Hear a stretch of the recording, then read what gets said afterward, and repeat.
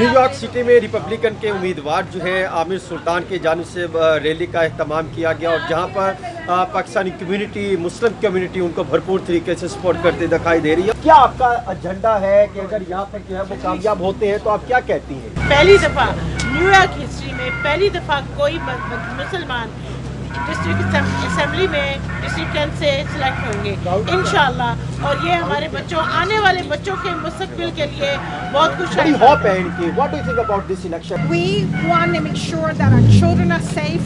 We want to make sure that we are safe. We want to make sure that our communities are safe.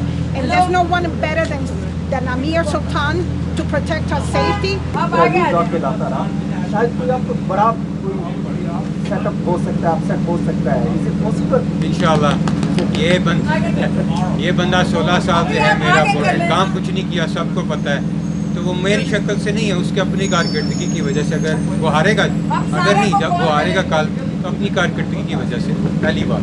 दूसरा ये है कि Republican party का यहाँ पे चला हुआ है, लोग तंग हैं, सेफ्टी, अकाउंटेबिलिटी, महंगाई, बहुत ज़्यादा क्राइम है, तो वो उसको ख़त्म करने के लिए लोग निकल रहे हैं और रिपब्लिकन को। बहुत शुक्रिया जी। आमिर सुल्तान साहब भी बता रहे थे कि रिपब्लिकन को वोट करने के लिए लोग ये करें और न्यूयॉर्क में जो है डेमोक्रेटिक से हटकर अब रिपब्लिकन पार्टीज़ की तरफ लोग जाते दिखाई दे रहे हैं।